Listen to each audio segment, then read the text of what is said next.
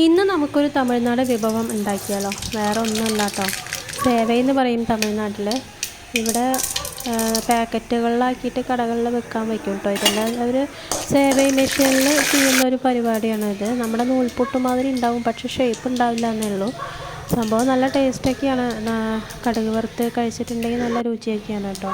അപ്പം ഞാനിത് ആദ്യമായിട്ട് ഒരു ചീനച്ചട്ടി അടുപ്പിൽ വെച്ചിട്ട് അതിൽ എണ്ണ ഒഴിച്ച് കടുക് പൊട്ടിച്ചിട്ട് ഇത്തിരി കടലപ്പരിപ്പ് ഇടുന്നുണ്ട്.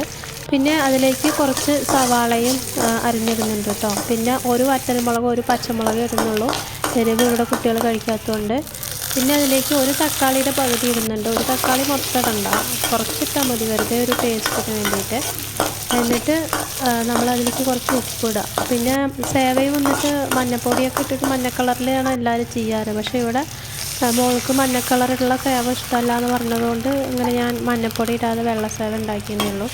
അപ്പോൾ എന്നിട്ട് അതിലേക്ക് ഒരു അര ഗ്ലാസ് വെള്ളം ഒഴിക്കുക. വെള്ളം ഒരുപാടാവരുത്, അപ്പോൾ നമ്മുടെ പൊങ്കൽ മാതിരി ആയി പോകും.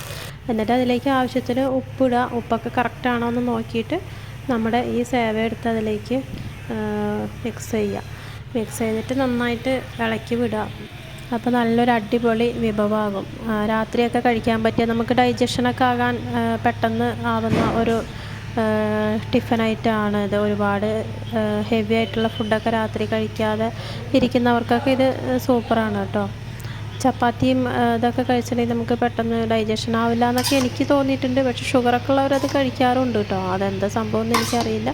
എന്തായാലും നമുക്ക് രാത്രിക്കൊക്കെ കുട്ടികൾക്കൊക്കെ കൊടുക്കാൻ പറ്റിയ ഒരു ഇതാണ്. പിന്നെ ഇത് ഇങ്ങനെ കടുക് വറുക്കാതെ നമുക്കിതിലിങ്ങനെ തേങ്ങാപ്പാലൊക്കെ ഒഴിച്ചിട്ട് കുട്ടികൾക്ക് കൊടുത്താൽ അതും നല്ലതാണ് കേട്ടോ.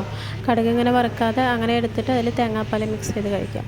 അപ്പം ഞാനിന്ന് തക്കാളിക്കറിയും പിന്നെ തേങ്ങാ ചട്നിയാണ് ഇതിൽ ഉണ്ടാക്കിയിരിക്കുന്നത്. ഇതിന് കുറച്ച് ലൂസുള്ള കറിയാണ് നല്ലത് കേട്ടോ. കുറച്ച് ലൂസിലായിട്ടുള്ള കറികളാണ് നല്ലത്. ഒരുപാട് കട്ടിയായിട്ടുള്ളത് ഇതിൽ അങ്ങനെ ഒഴിച്ച് കഴിക്കാൻ എനിക്കങ്ങനെ ടേസ്റ്റ് ഉള്ളതുപോലെ എനിക്ക് തോന്നിയിട്ടില്ല. അപ്പോൾ ചട്നി ഞാൻ കുറച്ച് ലൂസിലാണ് അരച്ചിരിക്കുന്നത്, തക്കാളിക്കറി കുറച്ച് ലൂസിലാണ് ഉണ്ടാക്കിയിരിക്കുന്നത്. അപ്പോൾ അടുത്ത വീഡിയോ ആയിട്ട് കാണാം. എല്ലാവരും ഒന്നത് ചെയ്ത് നോക്കൂ കേട്ടോ, നല്ല വിഭവമാണ്.